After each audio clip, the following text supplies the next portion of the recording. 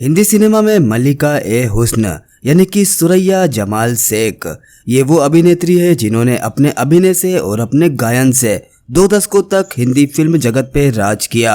इन्हें मल्लिका ए हुस्न के अलावा मल्लिका ए तरनाम, मल्लिका ए अदाकारी जैसे कई नाम दिए गए।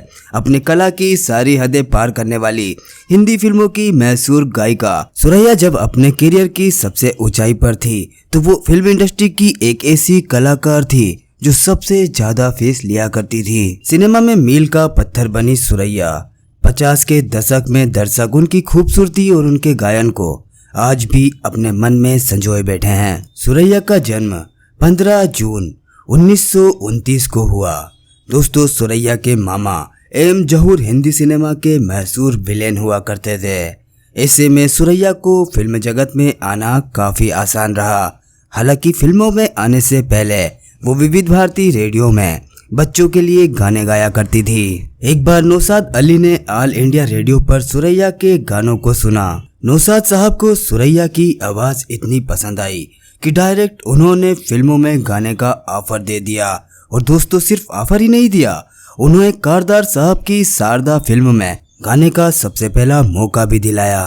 दोस्तों, जैसा कि हमने बताया, ये वो उम्र थी जब सुरैया खुद बच्ची थी और बच्चों के लिए रेडियो पर गाना गाया करती थी। नौशाद साहब द्वारा फिल्मों में गवाए जाने के बाद उनको फिल्मों के ऑफर भी मिलने लगे और 1936 में उनकी सबसे पहली फिल्म मैडम फैशन रिलीज हुई। दोस्तों, इस फिल्म में सुरैया ने बाल कलाकार के रूप में काम किया था।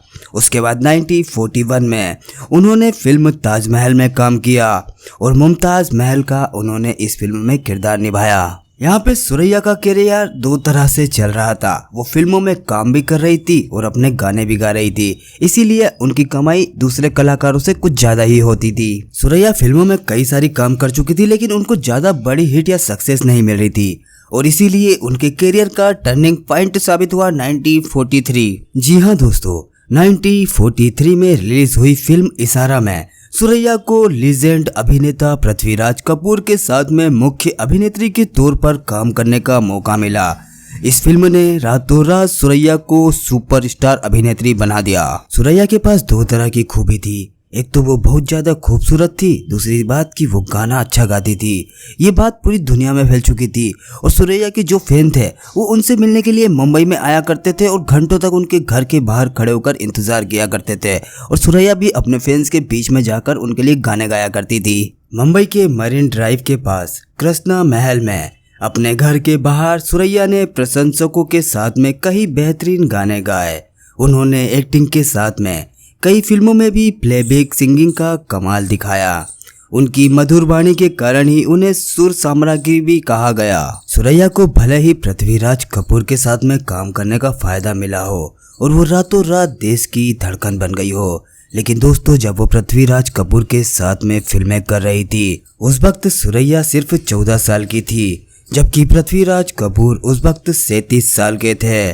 दोनों के लिए एक साथ काम करना आसान नहीं था, क्योंकि सुरैया स्क्रीन पर 37 साल के पृथ्वीराज कपूर की हीरोइन का किरदार निभा रही थी। अपनी फिल्मों से लाखों लोगों को अपना दीवाना बना लेने वाली सुरैया ताउम्र जिंदगी में सच्चे प्यार को तरसी। उनकी मौत भी बड़ी बुरी परिस्थितियों में हुई।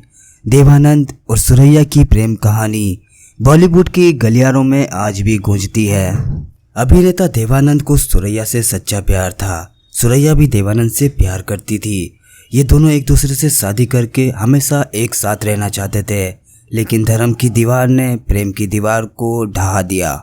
सुरैया देव साहब को स्टीव कहकर बुलाती थी और देव साहब सुरैया को नौजी कह के, लेकिन धार्मिक बाध्यताओं के कारण ये मोहब्बत कभी परवान न चढ़ सकी। देव साहब ने कल्पना कार्तिक से विवाह कर लिया तो सुरैया देव साहब के प्यार में आजीवन अविवाहित रही और 2004 में इस दुनिया को छोड़ के हमेशा के लिए चली गई। अपनी मौत के पहले तक वो देव साहब का इंतजार करती रही।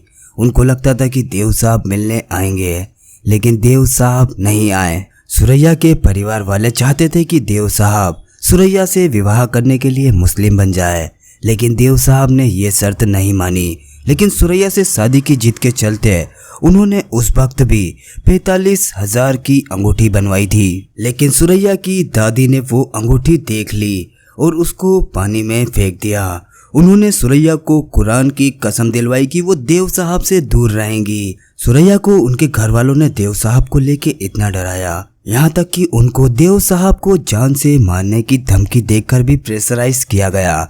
इसीलिए सुरैया ने देवानंद से कह दिया कि वो उनकी मौत की वजह नहीं बनना चाहती। इसी बात से परेशान होकर देवानंद ने कल्पना कार्तिक से विवाह कर लिया। और दोस्तों, देव साहब के प्यार में सुरैया हमेशा आजीवन कुंवारी रही। सुरैया ने अपनी जिंदगी के अंतिम क्षण काफी बुरी तरह से गुजारे। कोई उनसे बात करने वाला भी नहीं था। 31 जनवरी 2004 को गोपनीय तरीके से सुरैया बिना किसी को कुछ कहे इस दुनिया को हमेशा के लिए रुखसत कर गई। उनकी मौत के बाद उनकी प्रॉपर्टी का कोई वारिस तक नहीं था। इसीलिए पाकिस्तान से उनके एक चचेरे भाई ने उनकी मौत के बाद उनकी संपत्ति पर अपना हक जता दिया। लेकिन दोस्तों, ये चचेरा भाई जिंदा रहती सुरैया को कभी पूछते तक नहीं थे, लेकिन वो उनके रिश्ते में थे। इसीलिए 2006 में मुंबई हाई कोर्ट ने सुरैया के चचेरे भाई को उनकी 750 करोड़ की संपत्ति का मालिक बना दिया। ये थी सुरैया की कहानी, जिनके चाहने वाले तो लाखों थे, लेकिन जब वो मरी तो रोने वाला भी कोई ना था।